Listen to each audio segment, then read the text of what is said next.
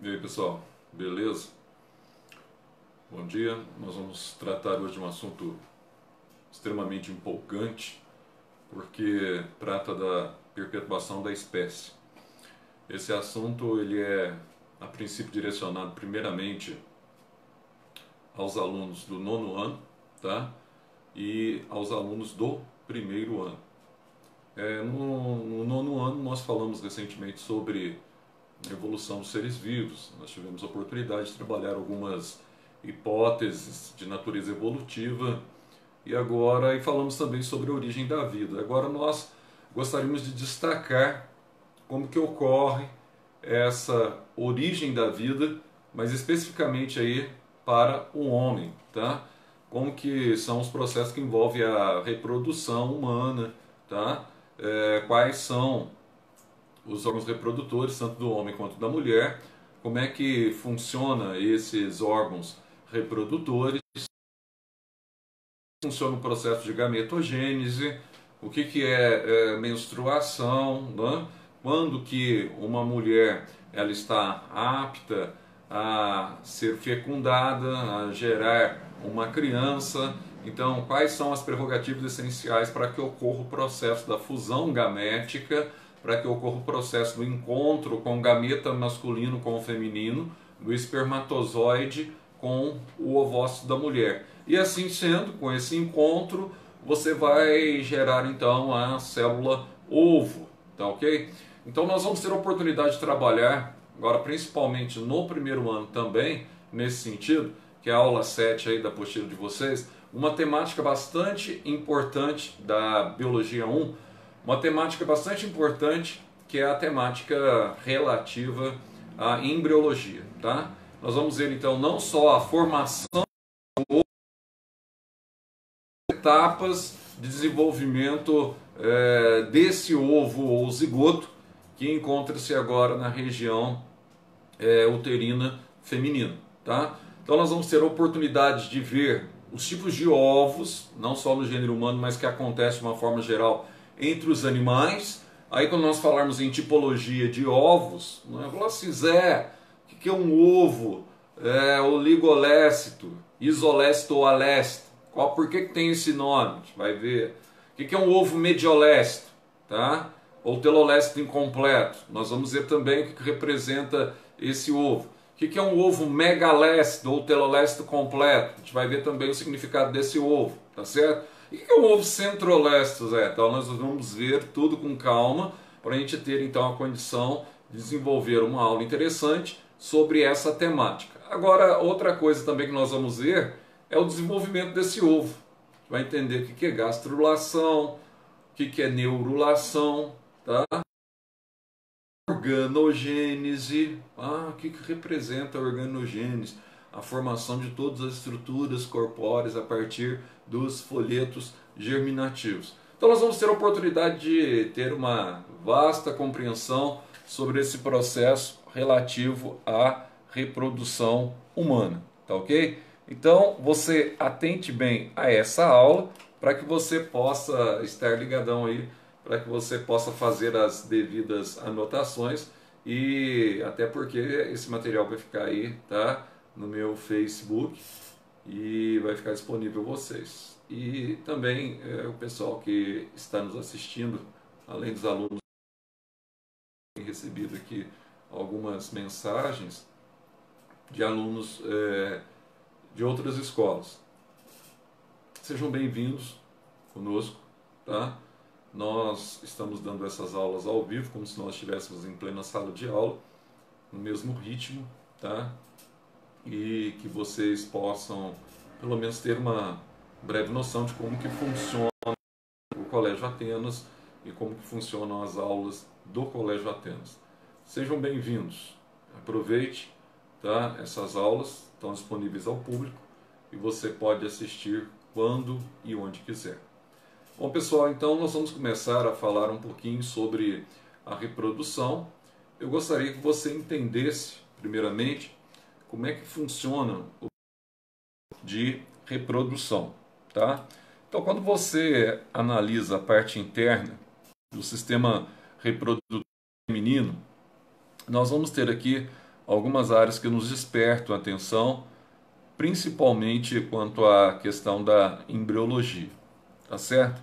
Então tem toda aqui essa região que a gente chama de região uterina, né?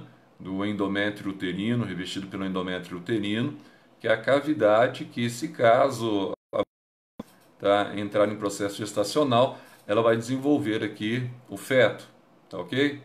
Agora veja você que eu tenho aqui, ó, desse lado também eu tenho duas tubas uterinas. Mas para que servem essas tubas uterinas? Já vou falar. E aqui eu tenho uma estrutura fundamental na mulher, tá? Que é a estrutura, basicamente a estrutura reprodutora da mulher, que é o ovário, tá certo?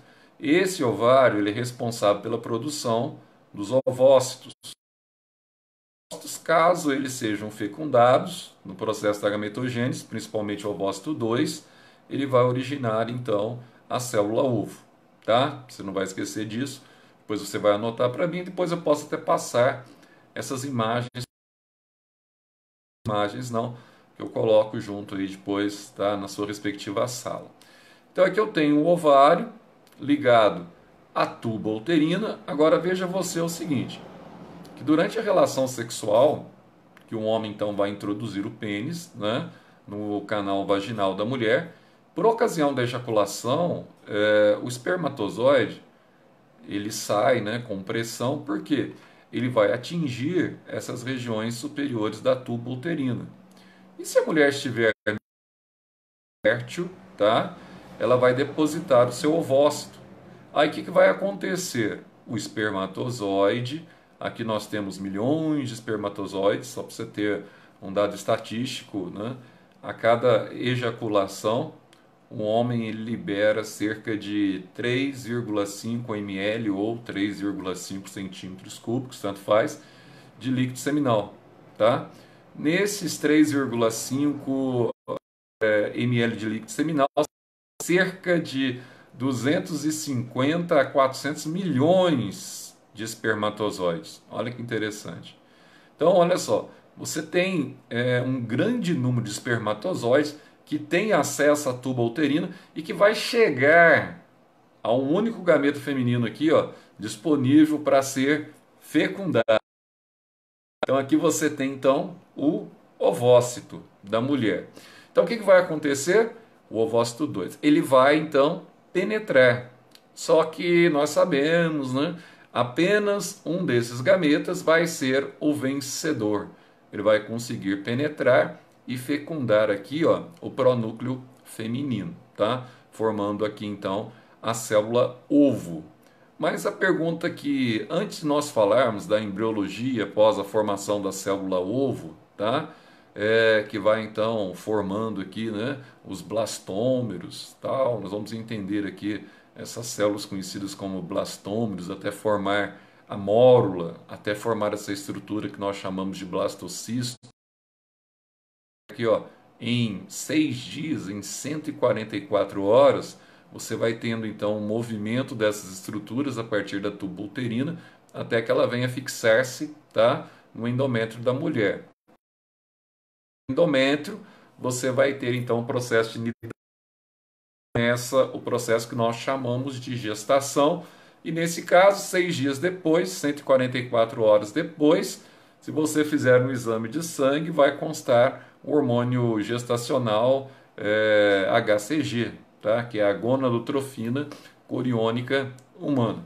Mas antes da gente entender todo esse processo que envolve a embriologia, a embriogênese, a formação da blástula ou do blastocisto, essa implantação, vamos entender, tá? Como é que acontece a formação desse óvulo, quando que esse ovócito ele é liberado, tá certo?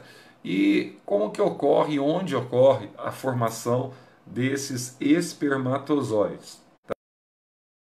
Então, pelo sistema masculino, que é rapidinho, só para você relembrar, e você já deve ter visto aula sobre isso, né, ao longo da sua vida estudantil. Então aqui eu tenho, olha só, a estrutura reprodutora ou o órgão reprodutor masculino, principalmente se tratando aqui, ó, do saco escrotal, tá vendo? Nesse saco escrotal, dentro do saco escrotal, eu tenho aqui os testículos. Então, olha que interessante. Nesses testículos aqui, olha, dentro do testículo, eu vou ter então as vesículas que nós chamamos de vesículas seminais. Exatamente nessas vesículas seminais, tá? Ou tubos seminíferos, que é a mesma coisa, você vai ter o processo que nós chamamos de fabricação de gametas masculinos. Então, durante todo o processo de gametogênese masculino, onde você tem a espermatogônia, a ovogônia, aqui dentro, olha, você vai ter a formação das espermátides, que vai sofrer, então, diferenciação celular, vai receber aquela caudinha, a cauda, né, que permite a locomoção a partir dos flagelos do espermatozoide, tá? Você vai ter aqui, ó, a formação dos gametas masculinos, então, dos espermatozoides. Produzidos dentro de cada testículo e, posteriormente, à medida que ele vai sendo produzido, ele vai sendo armazenado, tá vendo aqui, ó, nessa vesícula que tem aqui, ó, nessa região superior ao testículo. Essa vesícula nós chamamos de epidídimo, tá ok? Então, o epidídimo é um reservatório, tá, de espermatozoide. Aí, o que vai acontecer? Esse espermatozoide ele vai subir por esse ducto que nós chamamos aqui de ducto deferente ou canal deferente, ele vai subir até chegar à região, tá, do pênis, a da uretra peniana, ou da uretra, onde sai o xixi do homem, tá, no pênis. Então, o que acontece? Então, esse espermatozoide está aqui, né, Zé? Sim, está aqui. Ah, Zé, então, olha, se eu ter mais filhos, o que muitos fazem aí, tá? Eles realizam uma cirurgia conhecida como vasectomia. Aí vai cortar esse ducto aqui, ó, tá? Impedindo a subida dos espermatozoides. Ah, mas aí o indivíduo não vai ejacular? Vai ejacular sim, que eu vou explicar para vocês. Porque aqui atrás, ó, ligado ao canal deferente, chegando, passando aqui, ó, o canal deferente vai passar por ela, nós temos uma estrutura que nas pessoas com mais de 50 anos defeito, né? Vai dar muito problema, tem que tomar muito cuidado, que é a próstata, tá? Aqui nós vamos ter a próstata e a região que nós chamamos de glândulas de Cooper. Para que serve isso, Zé? Tanto a próstata quanto a glândula de Cooper, ela serve para produzir o que nós chamamos de sêmen, tá? Ah, o que é o sêmen, Zé?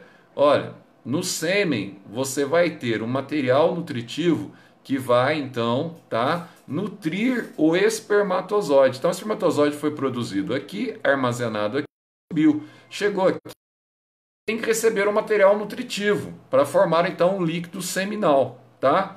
E esse material nutritivo mais o espermatozoide vai formar toda essa mistura, o sêmen. Agora, presta atenção. Aí você pergunta assim, por que o espermatozoide precisa receber um material nutritivo? Bom, simples. Olha, quando ele entra aqui, ó, na mulher, a partir ele pode manter-se vivo dentro do organismo feminino, inclusive na tuba, até 72 horas. E para ele manter-se vivo até 72 horas, ele precisa de nutrição. Por isso que ele recebe esse líquido seminal para nutri-lo. Então, olha, Zé, hoje nós estamos na terça-feira, né? Dia 24 de março. Então presta atenção no que eu vou te dizer. Olha só, se uma mulher ovulou, por exemplo, no sábado, 3 dias antes, ela desceu o ovócito dela, e ela tiver relação sexual hoje, na terça-feira, 3 dias após a ovulação, tá? Ela pode perfeitamente fecundar esse óvulo. Agora, se ela teve relação, se ela ovulou hoje e teve relação no sábado, por exemplo, tá? Espermatozoide dentro dela, 3 dias atrás, tem espermatozoide. Agora a pergunta é, esse espermatozoide que está dentro dela é capaz de fecundar o óvulo? É. Por quê? Porque ele é mantido por um material nutritivo, tá? À medida que ele é mantido por um material nutritivo, ele pode perfeitamente, mesmo que ela venha ovular no dia de hoje, ele pode perfeitamente fecundá-la, tá? Então, esse espermatozoide 3 dias atrás. Então, presta atenção, é interessante que o espermatozoide ele recebe esse líquido nutritivo exatamente para ele conseguir sobreviver dentro da mulher por até 3 dias.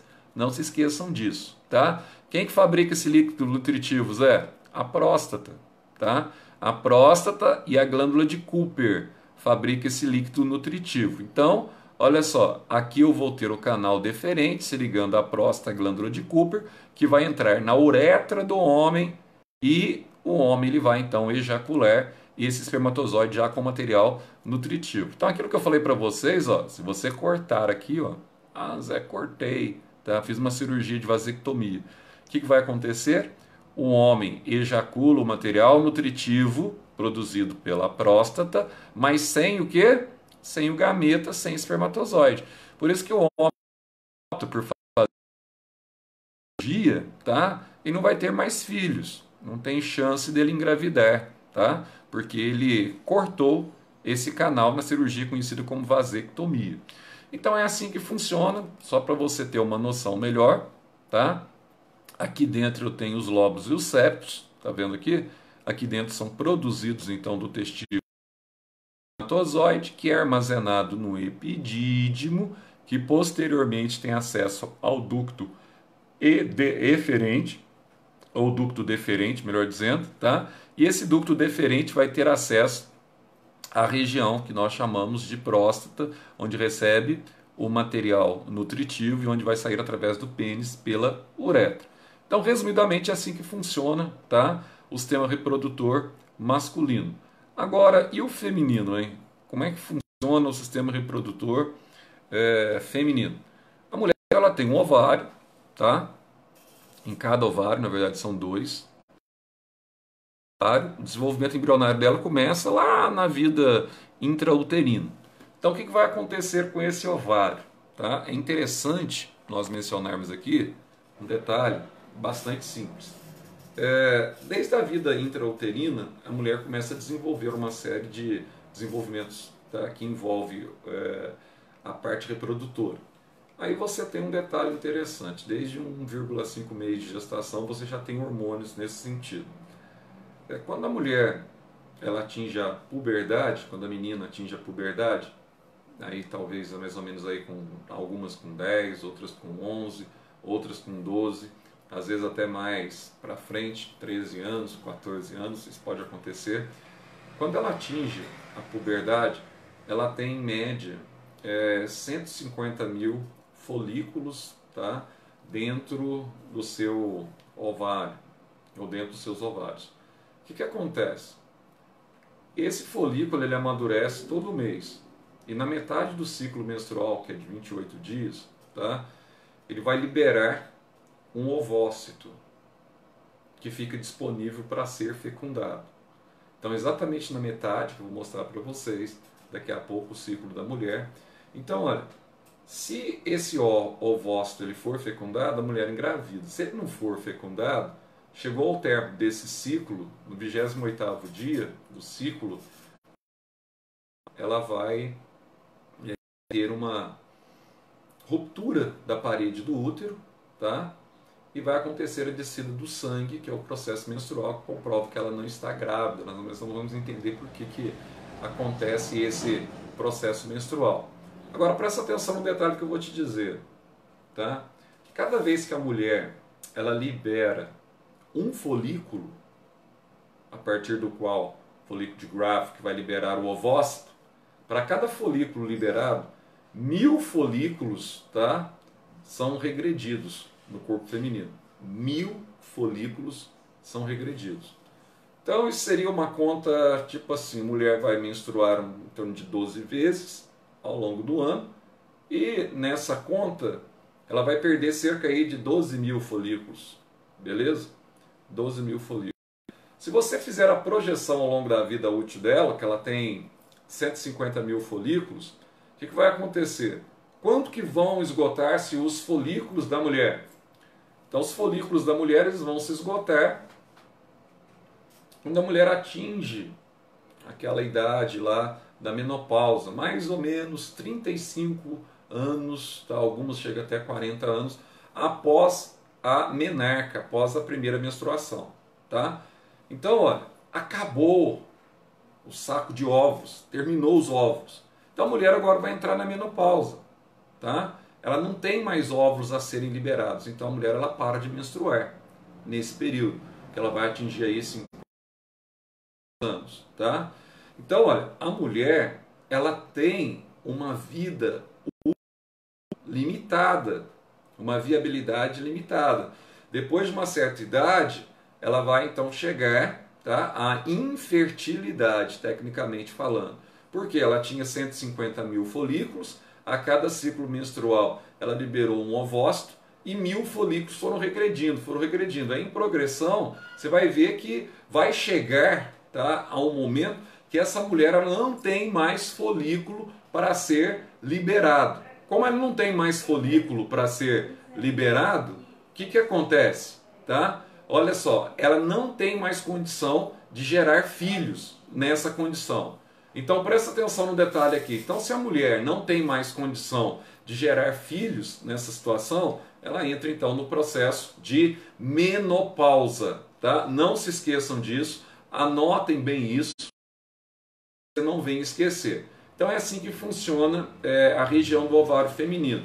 Agora vamos entender um pouquinho como é que se dá esse processo do ciclo menstrual. Quando que acontece, quando que é liberado, tá? Como que ocorre. Então só para a gente entender como é que se dá todo esse processo. Eu gostaria que você observasse comigo, antes da gente entrar na questão da fecundação. Então na fecundação você tem um encontro gamético. Tá? Antes da gente entrar na fecundação, nesse encontro gamético, vamos entender aqui o que está acontecendo com o corpo da mulher, tá? Então aqui, olha, só para você enxergar, voltando aqui, nós estávamos falando, tá vendo aqui que ela tem um folículo? 50 mil desses folículos. Ó, e na metade do ciclo menstrual, ela vai liberar, tá? Esse ovócito 2, tá certo? Que vai ser liberado para o meio externo, esse ovócito 2, e a partir da liberação desse ovócito 2, ela está apta a ser fecundada. Mas deixa eu entender aqui como é que funciona esse processo. Só para você entender rapidamente, nós estamos falando de um ciclo que dura 28 dias, tá? Esse ciclo, ele inicia menstrual, que normalmente ele vai ao longo de 4 ou 5 dias, tá?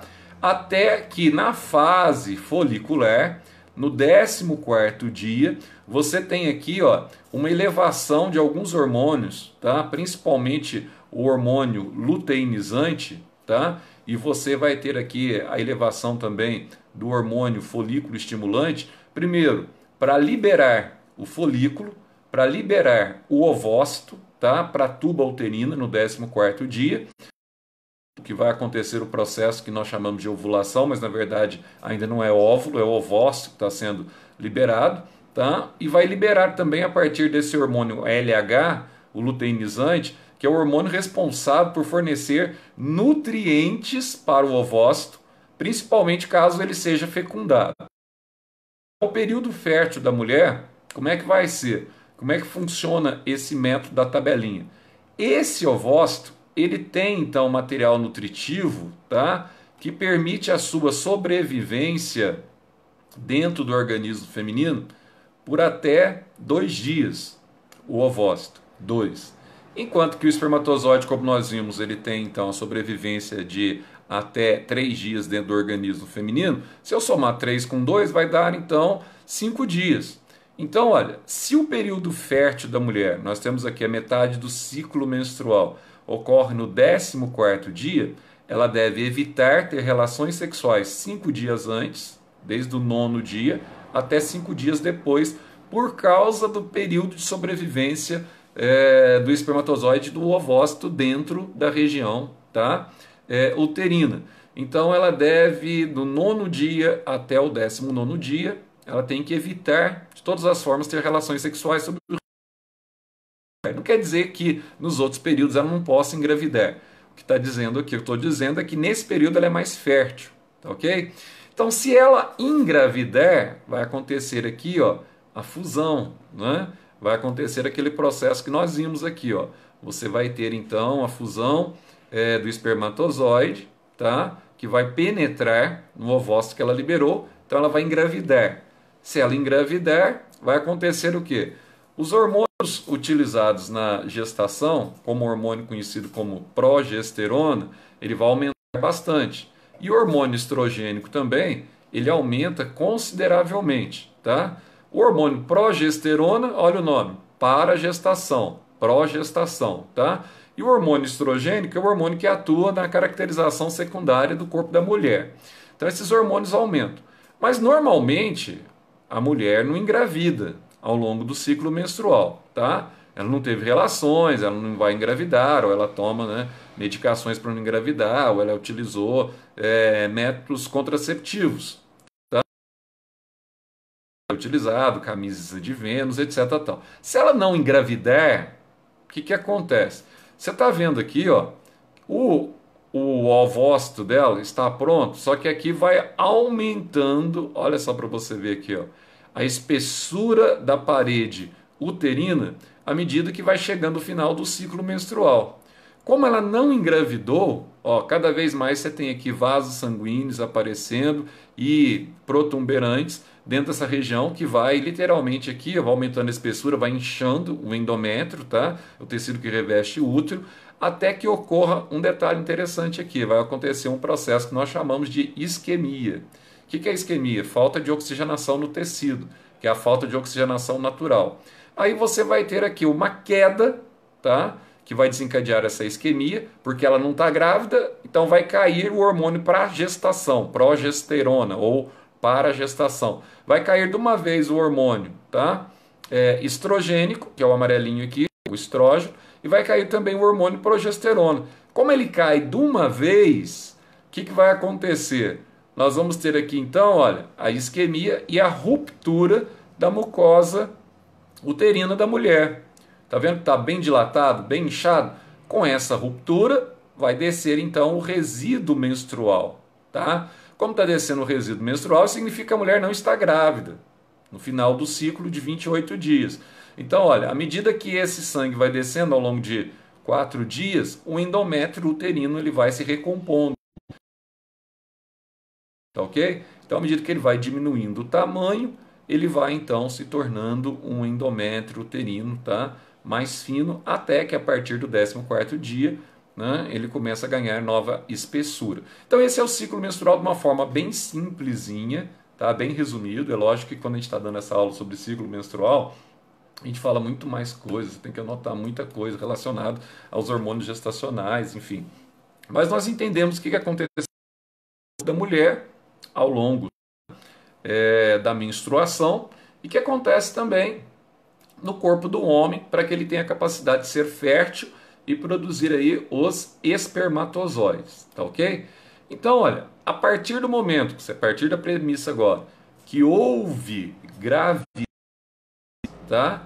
Se houve gravidez, esse espermatozoide significa que um deles é o vencedor, aqui você vê aquele que consegue penetrar, ó, entrou o acrossomo. Acrossomo representa a cabeça do espermatozoide, tá? Quando ele penetra o ovócito, o que vai acontecer quando ele penetra o ovócito? Tá? Você vai ter aqui, ó, a liberação da cauda. Aí eu vou dar um toquezinho para você não esquecer. Presta atenção, tá? Quando ele libera a cauda, essa cauda, juntamente com esse pescoço do espermatozoide, tá? Onde estão principalmente as mitocôndrias, que nós vimos ontem, responsáveis pela respiração, tá? O que vai acontecer? Ela vai degenerar dentro do ovócito, tá? De forma que fica só a cabecinha, fica só o acrossomo, tá? Como degenera a região aqui, ó, do pescoço onde estão as mitocôndrias, é por isso que muitas vezes em questões do Enem, você vê falando aí que nós recebemos o DNA, tá, mitocondrial materno. E isso é perfeitamente plausível. Nós não temos como receber o DNA mitocondrial, tá, da mitocôndria, o DNA paterno. Por quê? No momento da fecundação, ele vai degenerar, tá? Então, todo o mitocondrial que nós recebemos é de origem materna, não está relacionado à origem paterna. Porque aqui só sobrou o acrossoma, a cabeça do espermatozoide, que é formado pelo complexo de Golgi, tá? Ou complexo golgiense. Então esse acrossomo ele é portador de um núcleo haploide, tá? Esse núcleo haploide apresenta 23 cromossomos e, em contrapartida, o ovócito também é portador de um núcleo haploide, que também apresenta 23 cromossomos, né? Dos quais, dos 23, tanto do homem quanto da mulher, 22 são autossômicos e um é um cromossomo sexual, né? O X e o Y, que vai determinar a sexagem da criança. Enfim, o núcleo masculino ele vai fundir-se ao núcleo feminino. Tá vendo aqui, ó? Cada núcleo tem 23 cromossomos, aí eu vou ter então a formação de um zigoto, de um ovo, que agora é portador de quantos cromossomos é? Portador de 46 cromossomos, né? No caso aí da espécie humana, nós temos 46 cromossomos, nós somos provenientes do desenvolvimento de um zigoto, de um ovo inicial. Esse ovo que começou a se formar na tuba uterina, ele começa a passar aqui, ó, por uma série de divisões, que nós chamamos de segmentações, que a gente vai tratar desse assunto na embriologia, onde nós vamos falar sobre os tipos de ovos, quais são os tipos de ovos, os principais tipos de ovos, depois a gente vai falar sobre a segmentação desse ovo, tá?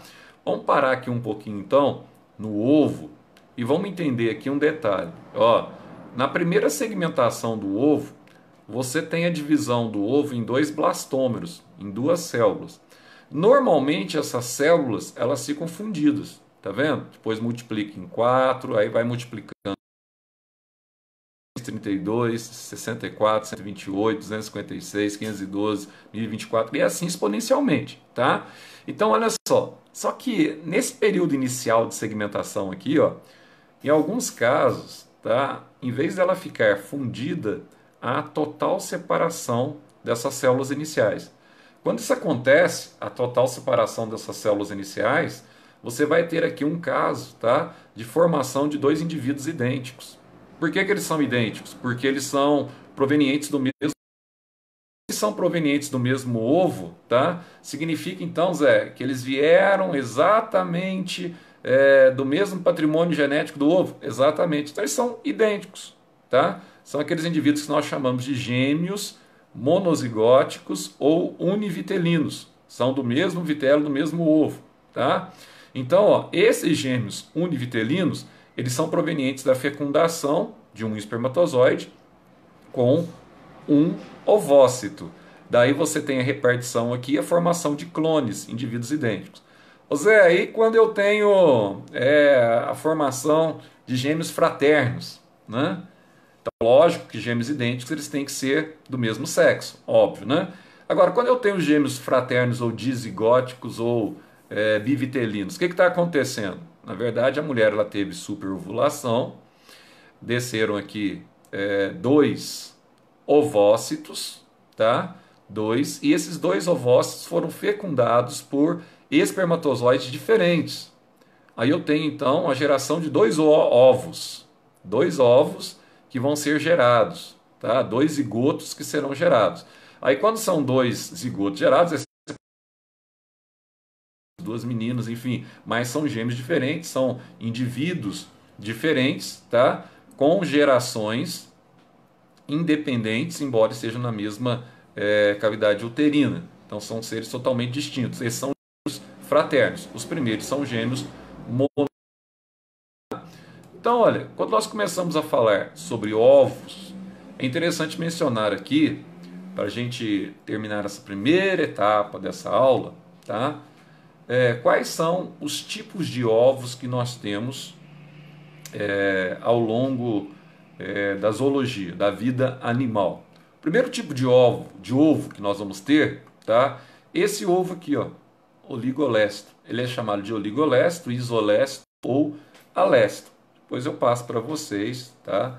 Todo esse material.